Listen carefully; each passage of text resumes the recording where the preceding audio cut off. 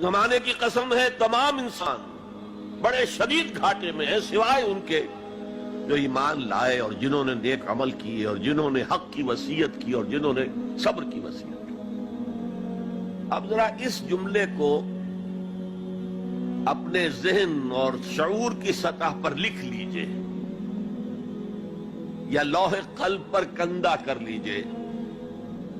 زمانے کی قسم ہے تمام انسان خسارے میں ہیں، گھاٹے میں ہیں، سوائے ان کے جو ایمان لائے اور جنہوں نے نیک عمل کیے اور جنہوں نے ایک دوسرے کو حق کی وصیت کی اور جنہوں نے صبر کی وصیت کی۔ اس جملے کو بار بار پڑھیے، بار بار پڑھیے، بار بار پڑھیے اور پھر کچھ نتیجے نکالیے۔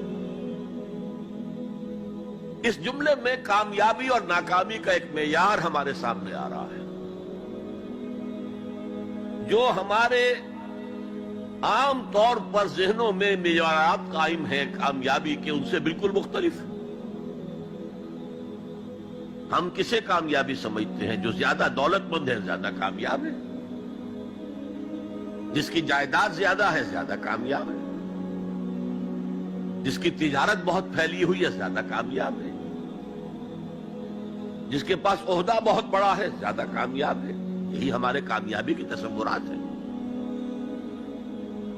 ان تمام تصورات کی نفی ہے۔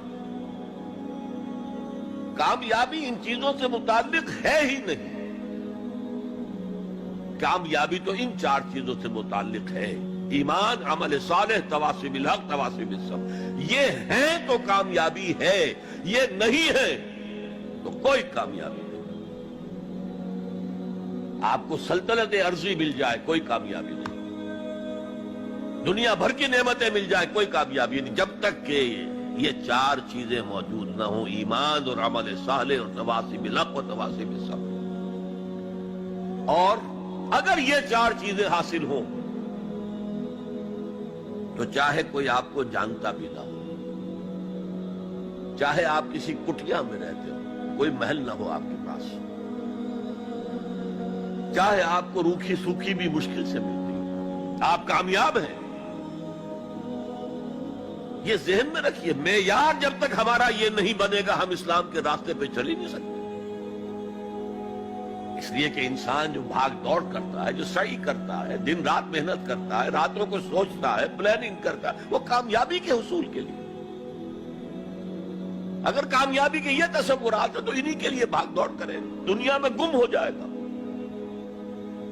جیسے اقبال نے کہا کہ کافر کی یہ پہچان کہ آفاق میں گم ہے، اور مومن کی یہ پہچان کہ گم اس میں ہے آفاق۔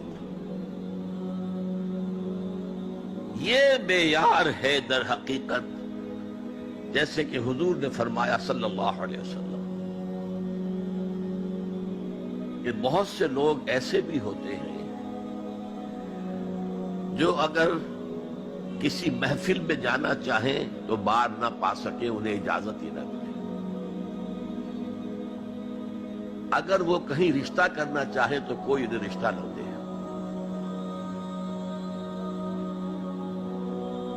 لیکن اللہ کی نگاہ میں ان کا وہ مقام ہوتا ہے کہ اگر وہ بھولے سے کسی بات پر قسم کھا لیں تب بھی اللہ ان کی قسم کی لاج رکھتا ہے۔ آپ سوچئے ابو ہریرہ کا کیا مقام تھا، ابو ذر کا کیا مقام تھا۔ حضور فرماتے ہیں صلی اللہ علیہ وسلم: من کان یسرہ ان ینظر الی زہد عیسیٰ فلینظر الی صاحب ابی ذر۔ جس شخص کو اس سے خوشی حاصل ہوتی ہو کہ حضرت عیسیٰ کا زہد اپنی آنکھوں سے دیکھے تو میرے اس ساتھی، میرے اس دوست ابو ذر کو دیکھ لے۔ یہ لوگ ہیں کامیاب ترین۔ حضرت علی کی جب شادی ہو رہی تھی حضرت فاطمہ سے رضی اللہ تعالی عنہما، ان کے پاس کوئی مکان نہیں تھا۔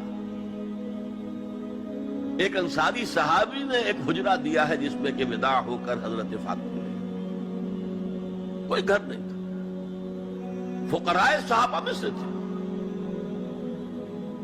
مہر دینے کے لیے کچھ نہیں تھا۔ حضور نے پوچھا کچھ ہے علی تمہارے پاس مہر دینے کے لیے؟